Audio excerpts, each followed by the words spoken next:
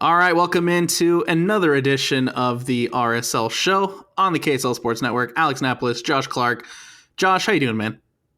I'm good. How are you? It's Monday. It's just another manic Monday of sports depression. And yes, another Monday of my teams letting me down this weekend because Utah football looked absolutely atrocious at home. And then Do you think, before we get into this, do you think they like downplayed Arizona? yeah, absolutely, yeah. I think so I get the too. feeling that they kind of overlooked the game, thinking that they could pull it off because they did it in Stillwater. So Yeah. but most importantly, for the purposes of the RSL show, Real Salt Lake blowing yet another 2-0 lead, this time on the road to Austin FC. And let's just jump right into it, Josh. Real Salt Lake on the road at Austin. A good opportunity, like we mentioned, to get things right. Playoff right around the corner, pick up some 3 points on the road, and it was looking that way. But first, let's talk starting 11 for Real Salt Lake. Again, Philip Quinton on the right, Justin Glad, Vera, and this time Brody gets a start on the left. Nice to get a little bit more clarity on why Quinton is at right back, and that's because Bodie Hidalgo has been added to the injury report. Fair enough. But, you still have Brody, you still have Javane Brown. But I will say, before we get too far into it, he's been serviceable, right? He hasn't been terrible on the right. So, again, props to him for a decent game. Zach McMath, as we mentioned to Josh in the last show, back in goal. And you know what? I thought for the most part, Zach McMath did pretty good. Yeah, considering it, seemed like he broke his shoulder and probably was concussed the whole time. Yeah, not a bad go by Zach. And there was that first half tackle as well on, I believe it was Bukhari. Yeah, a great tackle without giving up a PK there. Yes, can't be mad at that. Emeka Nelly and Brian Ojeda in the midfield as per usual. Matt Crooks continues to get the starting nod. Also another great performance from Matt Crooks. We'll get into that.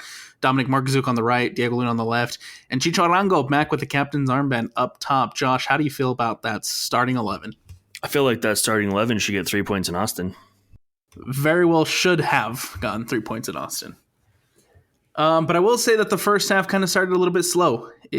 Neither team really did anything to jump out to impress me in the first half. I mean, there was a couple of good moments for Real Salt Lake, but nothing that really stood out. It was just kind of an okay performance up to that point. Yeah, it was pretty evenly matched at the first half. Nothing jumped out and said, hey, RSL's got this game in the bag, right? Like, they're going to get points here. Both teams had plenty of opportunities going 0-0, in at half. It was just fine, but nothing to write home about. And also, on the other hand, nothing too alarming, right? Nothing too exactly. Yeah. Nothing that was giving us the vibe that Real Salt Lake wasn't going to pull off a result in Austin, right? It was just an okay performance. Yeah, exactly. Nothing great, nothing bad, just okay. Second half starts and Real Salt Lake come out knocking. They look a lot better. They look a lot more aggressive going forward, and that eventually leads to a rebound goal from none other than Matt Crooks. Yeah, dude, he's solidified himself to finish the season at the 10 for me. With that goal? Just not even the goal. I mean, the goal helped, but his performance, his press, his dirty work, right?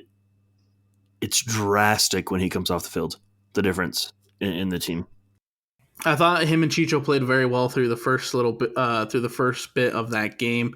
I think Matt Crooks, like you mentioned it last week, he brings something intangible. He brings the intangibles to the game where he's going to give you the press. He's going to be up there in defenders' faces fighting for the ball. And I've really liked what I've seen from Matt Crooks down the stretch. It's almost like he noticed that Diego Gonçalves was going to be signed and a DP10 was going to come and take his spot. And it's kind of lit a fire under Matt Crooks. Right. Wild what a competition for a spot does to a player. Yeah.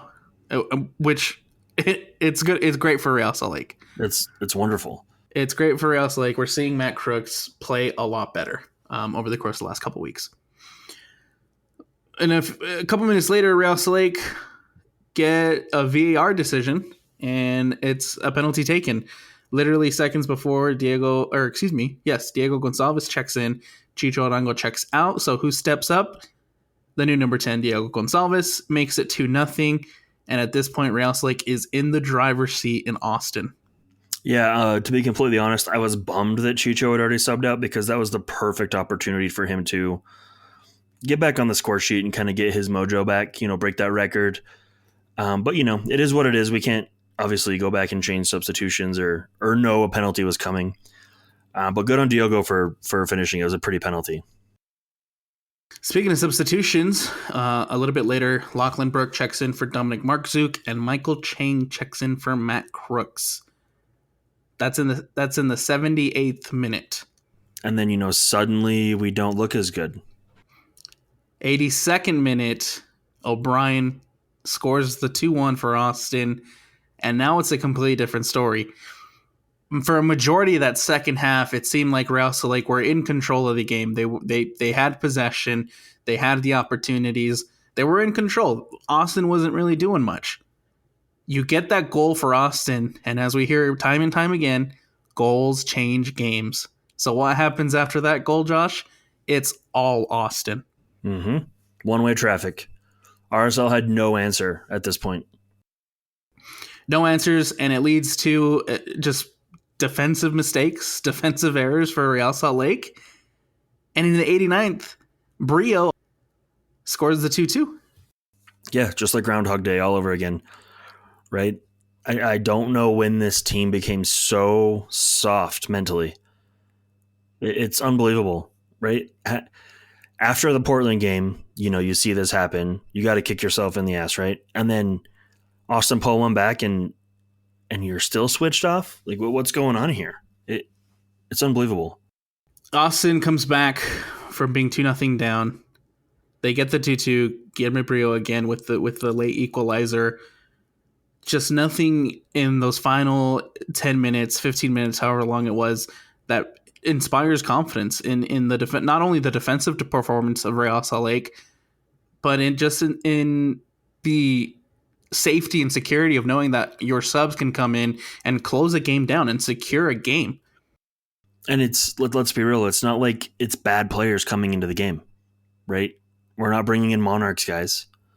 These are guys that have been starters, will be starters, and yet every time, well, not every time, but the last 2-3 matches, whenever substitutions have come in, right, we just entirely collapse.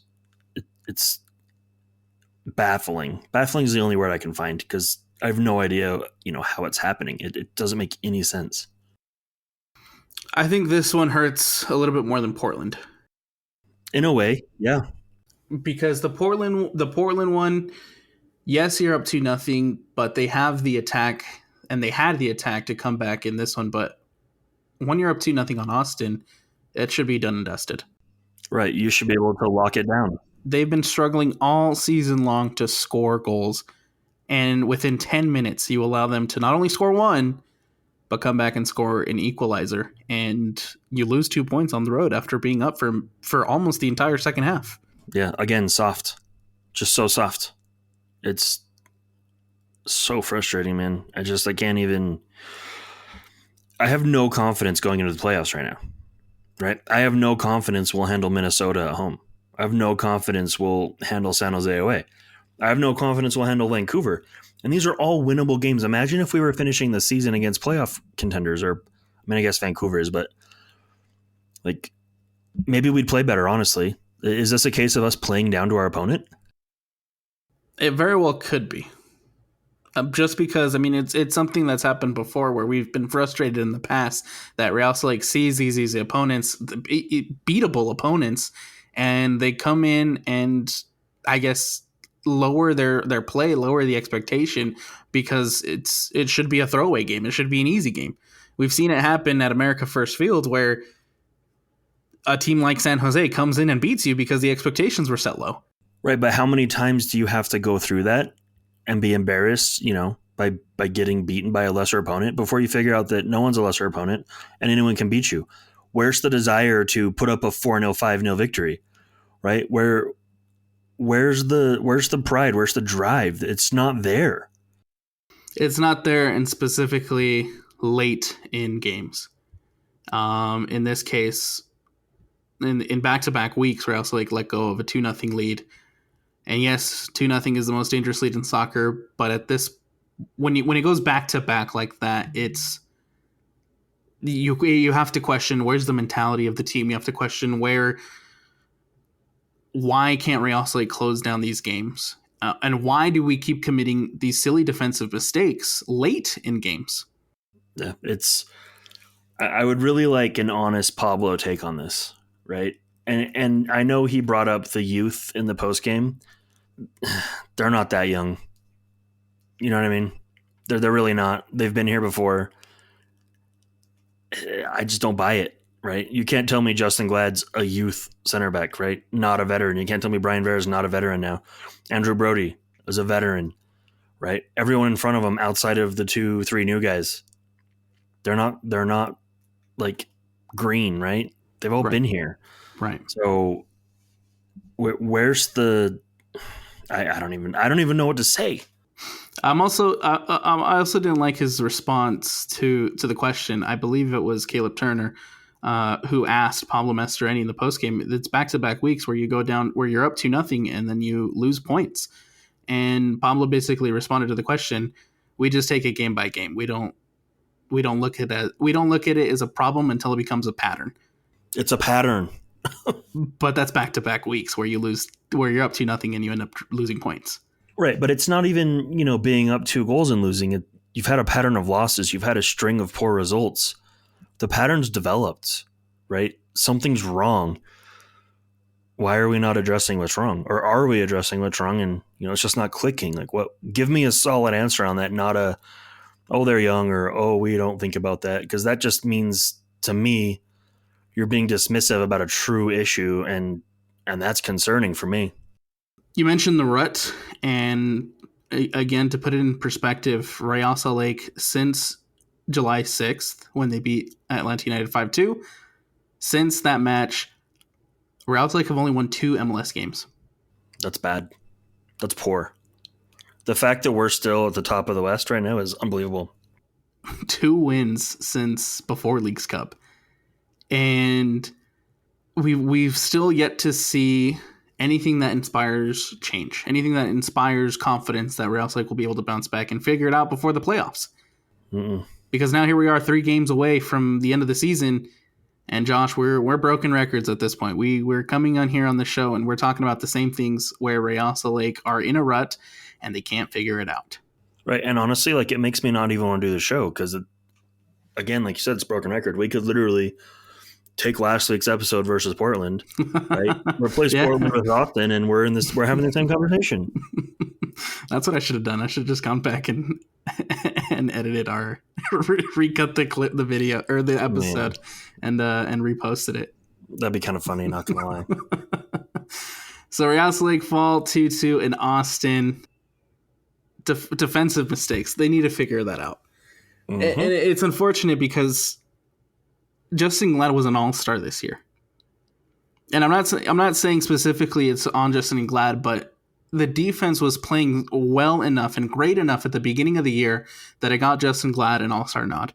Well deserved up to that point of the season, but since Justin Glad came back from that injury and even went down injured, this defense has really struggled. And I mean, we can continue to keep trying Zach McMath and see if that figures some goalkeeping stuff out and some defensive stuff out. But right now, the reality is Real Salt Lake's defense is really struggling. So I have kind of a hot take and something for you to think about. Sure. Was our defense ever actually really that good, or was our offense firing on such a high caliber that it was easier to ignore the defensive issues? That is a great question. I mean, let's go back. Because right now, right, our offense isn't the same. We're still scoring goals, but not in the same way, right? So if our offense isn't scoring to make up for defensive lapses, it's a lot more noticeable. There was a point where I will say that Real Salt Lake was where that wasn't the case as far as the offense goes, right? The offense making up for it. Earlier in the season, Real Salt Lake had one of the best XG against records. They have one of the best goals against record. Like defensively, they were one of the best teams in Major League Soccer. But then you head over to that middle of the summer period where You win 5-3 to Colorado. That's 3 goals given up in that Colorado game. You draw 3-3 to FC Dallas. You beat Sporting Kansas City 4-3, right? So we started leaking, but our offense hadn't slowed down. There you go. Now that our offense has slowed down, it's a lot more painful when we're leaky. But what, in that July region stopped our defense from performing? Were they more affected by Chicho getting suspended than they should be defensively? That is a great question.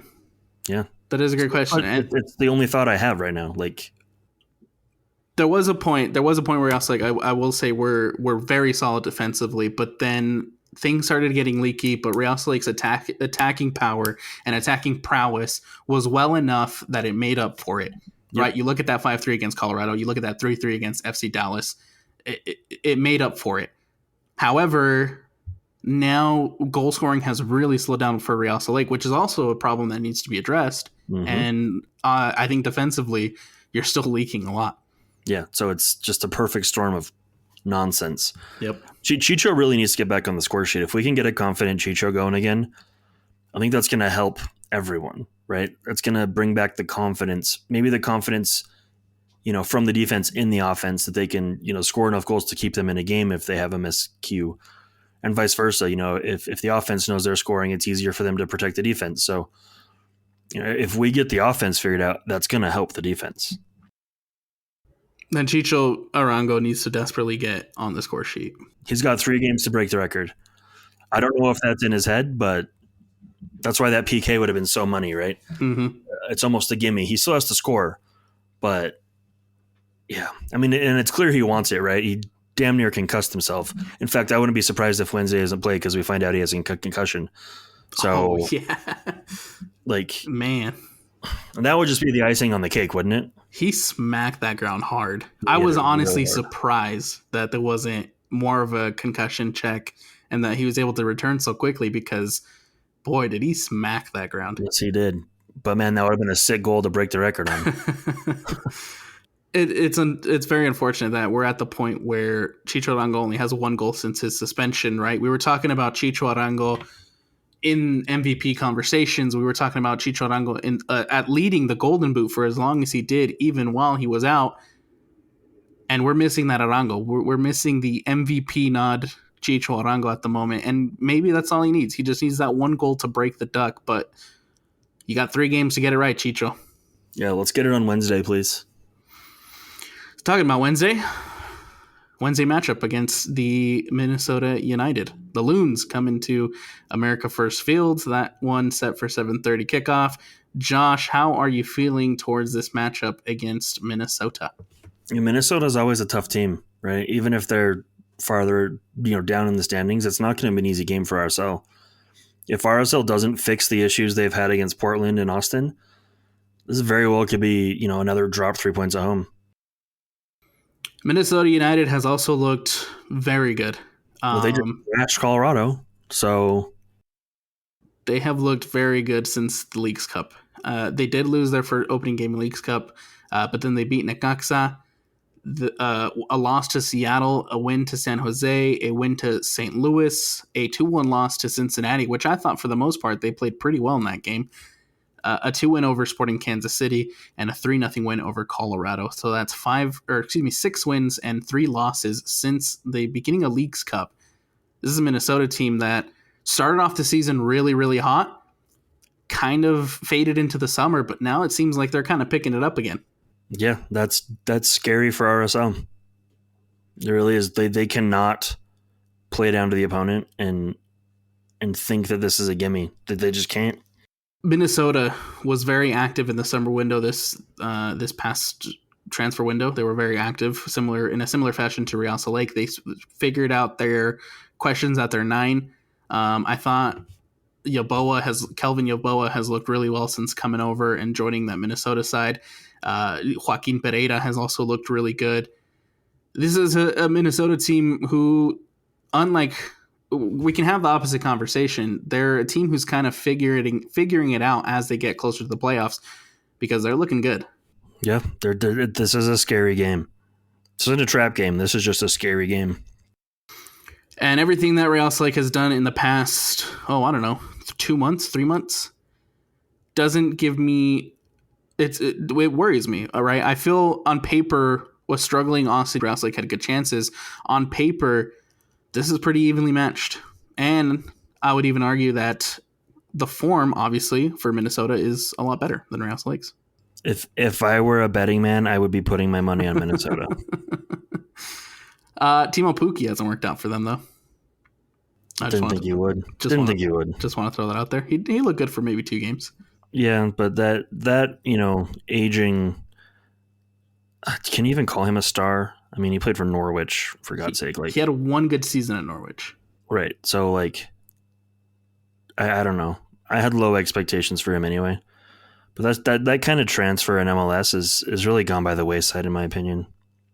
Unless your name is Lionel Messi, Luis Suarez, like genuine global superstars, it's probably not going to work out for you. And I want to give a lot of credit to Eric Ramsey, who came into Minnesota at the beginning of the year and has kind of turned things around for Minnesota. They've looked, like I said, they start off the season really, really well, kind of had a stump in the summer, but picking it up at just the right time. And I think coaching has a lot to go into it. And Eric Ramsey has been a phenomenal addition and a phenomenal hire for Minnesota. Yeah, it's, they're in the situation I'd like to be in, right? They're getting hot at the right time, not fizzling out like a team in Sandy, Utah is doing. Josh, do you dare any prediction for this one? We're losing 3-2. We're going to be up 2-0 at half, and we're going to lose 3-2. And Chicho's not going to get his goal. I'm salty, bro. In fact, Chicho's not even going to play. We're going to find out his concussion. Season's going to be over. We're just going to ride off in the sunset, enjoy watching Messi lift the trophy. That's all that's going to happen. I would love for that to be a reverse jinx for Real Salt Lake. That's kind of the hope. But no, I did not say that. We're going to lose. We suck. Reverse jinx, please work. But yeah, right. Obviously, this is a game RSL should win. But like you said, nothing in what we've seen from RSL in the last 3 months makes me think that we're going to pull it off. Right. I have to be proven wrong by RSL. And right now they're doing everything they can to prove me right. So, yeah.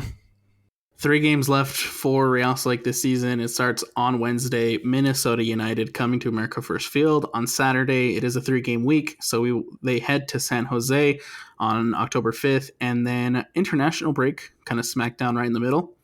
And then Vancouver at home on decision day. That's all that's left. Do you think we see rotation for Minnesota, or do you think they wait till San Jose? I think they wait till San Jose. I bet you they don't.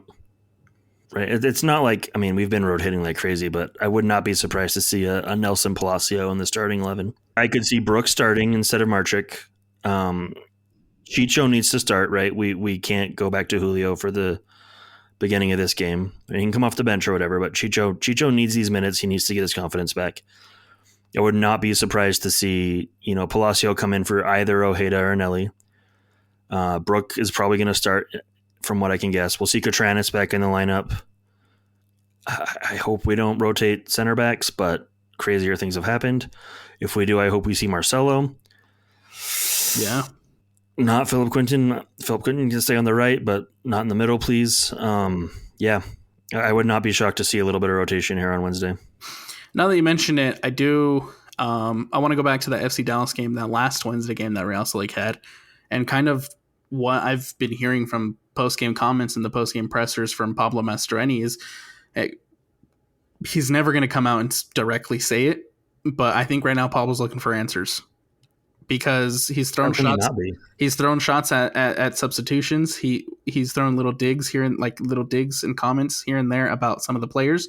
And so right now he like I said, he's not going to come out and say we need answers, but he's looking for answers. And this would be an opportunity to kind of rotate your squad and see if you can find some of those answers again to figure out who's going to get you the best results heading into the playoffs. I mean, I would rather us be looking for answers, say, right before the transfer window opens in the summer. So it's a bit concerning that we're, approaching the end of the season and having question marks. It worries me, man. Taking a look around the rest of Major League Soccer. Couple of good results here and there for Real Salt Lake. Montreal beating San Jose 3-0. DC United with a 2-2 draw against Columbus. LAFC beating Cincinnati 2-1. Inter Miami with a 1-1 draw to Charlotte. New England with a 1-0 win over Nashville. New York Red Bulls losing 5-1 to New York City FC. Philadelphia with a 1-1 draw to Atlanta United. Of course, Real Salt Lake and Austin FC 2-2. Chicago with a 1-1 draw against Toronto. Orlando beating FC Dallas 3-1. Minnesota with a big 3-0 win over Colorado. St. Louis City with a 3-1 win over Sporting Kansas City. Seattle Sounders with a 1-0 win over the Houston Dynamo. And Vancouver drawing 1-1 to the Portland Timbers. Yeah, and those results almost make the result against Austin sting even more, because that was the perfect opportunity to put some distance between the rest of the pack for home field. Absolutely. These are the points we talk about at the end of the year, and we go back and we circle games that RSL, hurt themselves, and this is one of them. One of many this year, honestly. There's been so many results against lesser opponents. Yes. Right? That if we had played the RSL way and done what we needed to do, we'd be solidly up there with LA Galaxy right now. I would argue we'd be above the Galaxy. Yeah. And that's the most frustrating part, right? This team is good. We're only getting in our own way. As you mentioned, a good opportunity to gain some distance, but instead right there, right in the mix, Real Salt Lake in third with 52. Looking at the table, the Galaxy at the top with 58. In second, LAFC with 52. Real Salt Lake in third with 52. Colorado in fourth with 50. Seattle Sounders in fifth with 50. Houston in sixth with 48. Vancouver in seventh with 47. Minnesota above the playoff line in eighth with 45.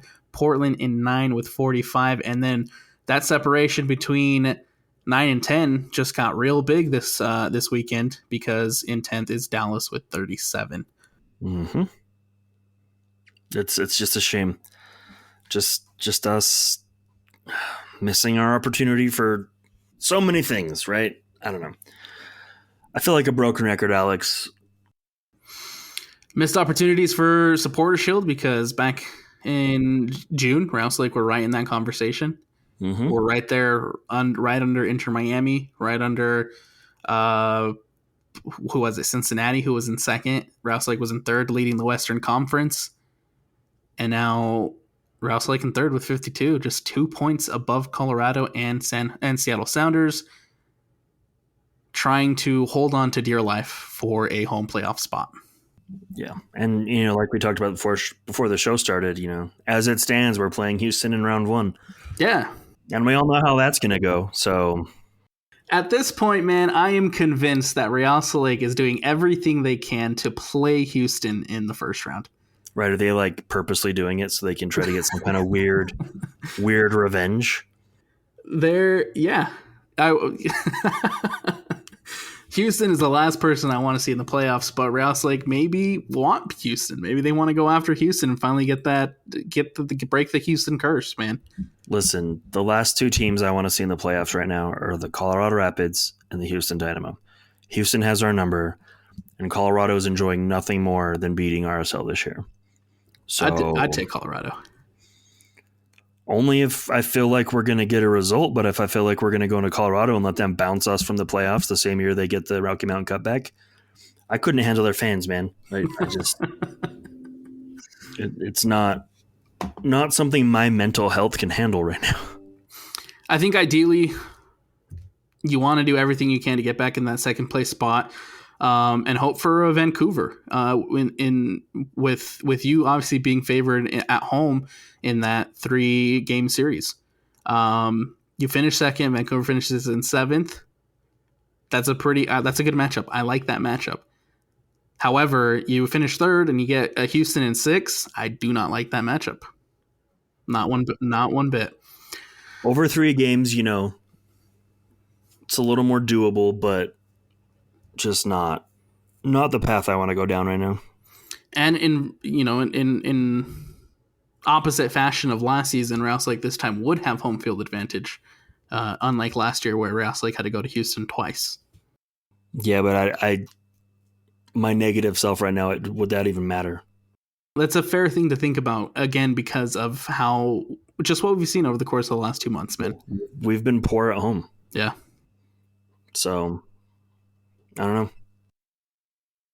Taking a look at the fixtures for this upcoming weekend in the Western Conference, Vancouver taking on Seattle Sounders, San Jose against FC Dallas, Portland taking on Austin, LAFC taking on St. Louis, Real Salt Lake against Minnesota, Colorado against LA Galaxy, Houston taking on New England, and that will wrap up the slate of Western Conference games. And that'll wrap up another edition of the RSL Show. Josh, any last thing you want to add before we get on out of here? Just go RSLs. We love you. Stop letting us down. That's all I got. RSL in desperate need of 3 points, in desperate need of a good performance. They need to get it right before the playoffs. They need to figure this out before October 19th, when it's all said and done and Real Salt Lake have their matchup for the first round. That's going to do it for us here on the RSL Show on the KSL Sports Network. Make sure to go follow, go subscribe, go do what you got to do to follow us for the best RSL content.